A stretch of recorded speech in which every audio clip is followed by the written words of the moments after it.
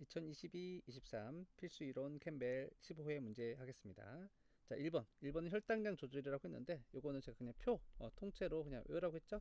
고혈당인 경우에 이자의 베타 세포에서 인슐린이 나오면 포도당을 저장해서 글리코겐을 만들거나 해당 과정을 증가시킨다. 저혈당인 경우에 이자의 알파 세포에서 글루카곤이 나와서 포도당 합성 신생 과정으로 합성해서 혈액으로 포도당을 내보내더라. 이렇게 외우면 되죠. A는 인슐린 맞고요. 자, B는 포도당 신생 합성 촉진이고 글리코겐 합성하지 않습니다. A, B 서로 반대작용하는 길항 호르몬이죠. 호르몬은 혈액으로 분비되는 성격을 가지고 있죠. 기억 디귿 답은 4번이 되겠습니다. 자, 2번도 제가 외우라고 했죠. 어떤 스트레스 아니면 당 감소에 의해서 시상합에서 CRH가 나오면 얘가 ACTH 분비를 촉진하면 걔는 부신 피질에서 코르티솔의 분비를 촉진한다. 코르티솔은 음성 대먹임 하더라. 자, 이거를 시상하부 뇌하수체 부신축 하이포탈라머스 피추토리 글랜드 아드레날 엑시스 대명사입니다. HPA 엑시스라고 불러. 이 용어 알아두세요. 피트도 기출된 용어니까. 물론 이제 이 HPA가 나오진 않았지만 HP 그다음에 갑상선 축으로 나오긴 했지만 이 HP 축이라는 용어 알아두셨으면 좋겠다. 자, 나는 실제 있는 병의 케이스를 문제화 시켰어요. 실제 폐암 중에서 ACTH를 많이 분비하는 그런 암이 있어요. 그러면 걔는 똑같이 ACTH 역할을 하기 때문에 부신 피질을 자극해서 코티솔 농도를 증가시킵니다. 그러면 혈당은 당연히 높아지겠죠? 코티솔 농도가 높아져서 음성 대먹임 하니까 정상보다 CRH나 ACTH 농도는 작아지게 돼요. 제가 한 바퀴 이상 돌지 말라고 했죠? 여기까지 이렇게 하고 문제의 답을 고르시면 됩니다. 혈중 코티솔 증가 맞죠? 뇌하수체에서 분비되는 ACTH는 감소합니다. 혈중 포도당 농도는 높아지죠. 기억 디귿 답은 5번. 자, 오늘은 뭐 그렇게 해설이 필요한 내용은 없죠. 외우면 되는 내용. 혈당을 내리는 호르몬은 인슐린 뿐이고 나머지 이 세 개는 혈당을 높이는 호르몬이다. 끝. 4번. 또 외우면 되는 내용이죠. 인슐린이 나오면 근육이나 지방세포의 글루트4가 원래는 소낭에 있다가 세포막으로 이동하기 때문에 세포막에서 증가하더라. 정확히 말하면 막의 글루트4는 증가한다. 이렇게 해야 되겠죠. 자, 인슐린은 이자의 베타 세포에서 나오죠. 근데 얘는 단백질이라서 알리알에서 만들어서 반드시 엑소사이토시스 외포장으로 나와야 되는데 걔가 혈관으로 들어가기 때문에 내분비된다고 하셔야 됩니다. 자, 인슐린이 나오면 지방세포 금방 말했듯이 글루트4가 세포막으로 가서 포도당을 많이 가져와서 걔를 지방으로 저장하기 때문에 지방은 증가합니다. 인슐린이 간에서는 어떻게 하냐? 간에서는 포도당 신생 합성이 감소하고요. 반대로 해당 과정 증가, 글리코겐 합성 증가죠. 포도당 신생 합성하지 않습니다. 그다음에 당뇨병에 대해서는 이 1형 당뇨와 2형 당뇨를 구분하라라고 했습니다. 2형 당뇨 같은 경우는 나이가 들어 생기는 비만과 연관이 있으며 인슐린이 비교적 더 높아서 타입 1에 비해서는 케톤체가 만들어지긴 하지만 낮게 만들어지며 인슐린이 있지만 신호 전달이 안 되게 된다. 이걸 인슐린 저항성이 있다라고 표현합니다. 끝. 자, 그다음 6번. 답은 칼슘 조절. 이것도 그냥 표 외우라고 했죠. 이 호르몬 챕터도 암기가 상당히 중요합니다. 파라토르몬, PTH, 부갑상 호르몬은 카시토닌과 서로 반대 역할하는 기랑 호르몬이죠. 카시토닌은 혈액의 칼슘 농도가 너무 높아졌을 때 조골세포를 활성화시켜서 칼슘을 저장하는 거죠. 자, 칼시토닌은 신장의 칼슘 흡수를 감소시키냐. 자, 요거 좀 제가 별표 해놓은 게 조금 디테일하게 원래 들어가야 돼. 신장 흡수를 직접 감소시키냐 이렇게 문제가 바꿔져 있어야 됩니다.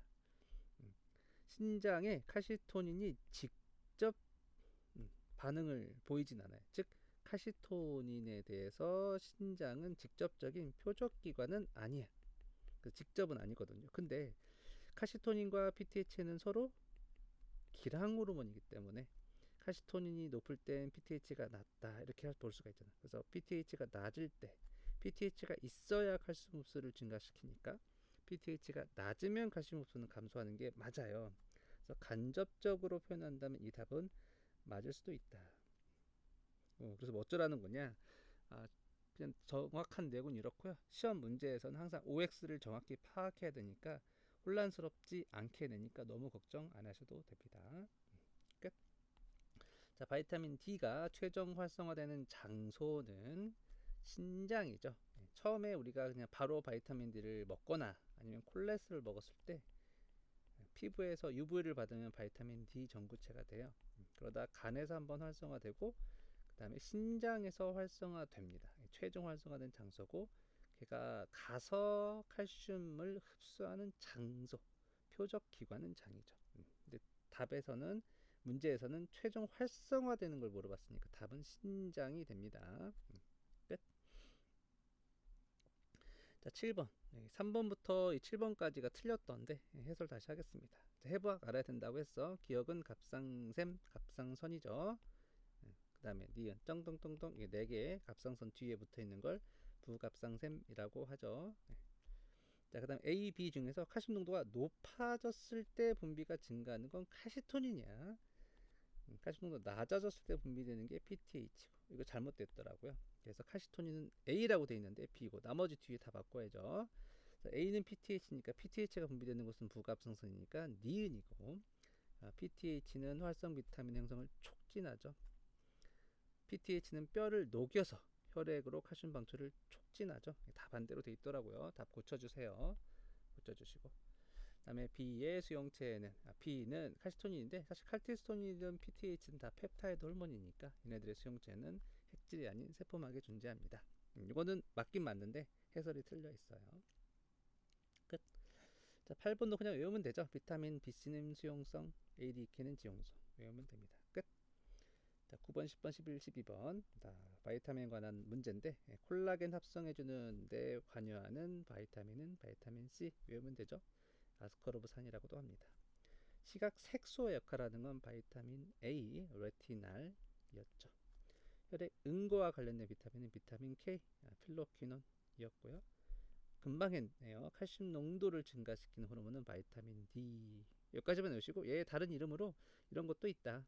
콜레칼시페롤 혹은 칼시트롤이라고도 부르기도 한다. 끝.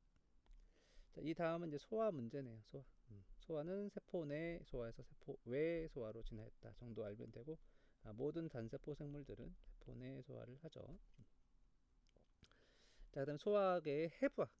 해부학. 우리 장소랑 그 다음에 거기 달려있는 샘에 대해서 외우기로 했어요. 침샘에서 분비되는 관은 단층 입방상피로 되어 있었죠. 네. 자, 위와 십이장을 나눠주는 근육, 관략근 중에서 이 근육은 유문관략근이라고 합니다. 피트 기출 나온 부분이니까 꼭 알아두시고 그 다음에 대장은 맹장부터 시작하죠. 상행결장, 형행결장, 하행결장, S행결장은 대장이지만 직장은 대장이 아니다 라고 했습니다. 끝. 자, 5번. 이자는 그냥 지식형이죠. 외분비 기관이기도 하면서 내분비 기관이기도 한다. 담즙은 간에서 만들어줘. 그 담즙에는 여러 가지 성분이 있는데 담즙산염, 담즙색소 등등이 있는데 그 중에서 지방을 유화, 큰 지방을 작은 지방 덩어리로 만들어주는 거는 담즙산염이다. 담즙 안에 있다. 맞다. 이렇게 하시면 되겠습니다. 이렇게 해서 우리 시험 봤던 건 끝이 났고요. 그 다음에 그 다음 번도 같이 그냥 해설을 해버리면 스트레스에 관한 반응 그냥 외우면 된다. 단기 스트레스와 장기 스트레스가 있는데 단기 스트레스는 신경을 통해서 전달되고 부신 수지를 자극해서 에피네프린 혹은 노르에피네프린을 나오게 해서 다음과 같은 반응을 낳게 한다.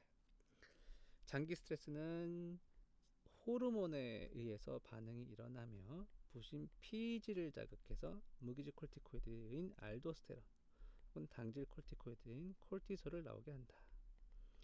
무기질 콜티코이드는 신장에서 나트륨을 흡수해서 붙여진 이름이야. 무기질 나트륨. 나트륨이 흡수되면 물도 같이 흡수가 되거든요. 그러면 혈액량이 증가할 것이고 혈압이 증가할 것이다. 당질 콜티코이드는 왜 당질 콜티코이드라고 했어? 포도당을 만들어내게 하니까. 근데 그거 말고 그냥 면역계가 억제된다는 건 별개로 외워야 되는 내용이다 라고 했었죠. 끝. 자, 10번 NAD 중에 이 N에 해당하는 니아신, 니코틴아마이드는 합성을 못하기 때문에 반드시 먹어야 된다. 비타민 B3에 해당한다. 외우면 되죠. 그 다음에 해부학 입, 식도, 위, 소장, 대장, 직장, 항문순으로 되어 있다. 외우시면 되고 달려있는 부속세포는 침샘, 담낭, 췌장. 이건 어떻게 하냐면 더 가까운 쪽에 있는 게 췌장, 이자고요. 더 멀리 있는 게 담낭인데 간에서 만들어져서 담낭으로 저장된 순서이기 때문에 더 크고 더 왼쪽에 있는 게 간이고 그 다음이 담낭이 되겠습니다. 자, 그 다음에 17번. 아까랑 똑같네요. 침샘은 입방상피세포. 그 다음에 소장은 위에서부터 12지장, 공장, 회장 순서고 3번, 4번은 아까 했네요. 17번도 마찬가지. 소장은 12지장, 공장, 회장 순서다. 그럼 대장은 맹장, 상행결장, 횡행결장, 하행결장, S사결장 이런 식으로 돼 있죠. 이거는 뭐 꼭 외워야 되는 내용은 아니라서 제가 점점점 뒤에다 넣었어요. 다시 한번 해보면 구강, 인두, 식도, 위, 소장, 대장, 직장, 항문 이런 순이고 소장에서 첫 번째 부분을 12지장으로 한다. 여기까지 관에 대해서 알아두시고 달려있는 부속세모는 침샘, 그 다음에 간 바로 아래 있는 게 담낭, 12장에 더 가까운 뾰족하게 생긴 얘가 췌장 혹은 이자 이렇게 하시면 되고요. 위를 나눠주는 위쪽 관략근을 하부식도 관략근, 분문 관략근이라고 했었고 아래쪽 관략근을 유문 관략근이라고 했었죠. 명칭 정도 그냥 알아두자. 당뇨병은 오줌으로 포도당이 빠져나가기 때문에 많이 먹어야 된다. 다식. 포도당이 빠져나가서 물이 많이 빠져나가서 오줌이 많아지고 물이 많이 빠져나갔으니까 음료를 많이 먹어야 된다. 다음 증상이 나타난다. 1번 됐고요. 당뇨병은 어떤 당뇨병이든 케톤체가 만들어지죠. 케톤체는 산성물질이기 때문에 혈액을 산성화시킵니다. 당뇨병은 포도당 때문에 혈액의 점성이 증가해서 모세혈관의 기능이 저하된다고 했죠. 끝. 자, 그 다음에 혈당이 증가하면 베타세포에서 인슐린이 나와서 혈당이 감소하고 혈당이 감소하는 거에 반응하는 세포는 많다고 했죠. 알파세포에서는 글루카곤이 나와서 혈당을 증가시키고 갑상선에서는 티록신이 나와서 혈당을 증가시키고 부신피질에서는 당질 코르티코이드, 코티솔이 나와서 혈당을 증가시키고 부신수질에서는 에피네프린, 노르에피네프린. 사실 에피네프린이 더 많이 나옵니다. 한 80대 20으로 별도 나오긴 해요. 당뇨병 1형 당뇨와 2형 당뇨로 구분해라고 했는데 요즘은 그렇게 분류하진 않지만 인슐린이 아예 없는 아이가 타입 1이라서 보통 인슐린 의존성이라고 하기도 합니다. 인슐린 비의존성. 나중에 얘가 의존성으로 바뀌기 때문에 요즘은 이렇게 부르진 않는다고 했죠. 그래서 얘를 그냥 정보가 이렇게 주어졌으니까 왼쪽이 타입 1, 타입 2라고 한다면 타입 1은 나이가 어릴 때, 타입 2는 많을 때 전체 발생 비율에서 10% 90% 차지하고 얘는 아예 인슐린을 만들어낸 베타세포가 파괴됐기 때문에 인슐린이 아예 없어서 케톤체가 많이 만들어진다. 얘는 인슐린이 만들어지긴 하는데 반응이 안 돼서 만들어지긴 하지만 케톤체가 비교적 더 적게 생성된다. 타입 2 당뇨병은 나이가 많을 때 주로 걸린다. 비만과 연관성이 높다. 이렇게 하시면 되고 마지막 칼슘 농도가 증가하면 갑상선의 C세포가 느껴서 칼시토닌이 나와서 칼슘이 감소. 칼슘 농도가 감소하면 부갑상선에서 PTH가 나와서 칼슘 농도를 감소시키는데 그 반응 중에 하나가 신장에서 바이타민 D를 활성화시켜서 바이타민 D가 장에서 칼슘을 흡수해서 칼슘 농도가 증가하기도 하죠. 그래서 오늘은 별로 어려운 내용은 없었죠. 여러분들 해부학 외우는 게 좀 어려웠을 텐데 동물생리학은 암기가 조금 더 중요한 파트이긴 합니다. 여기까지 해설할게요. 끝.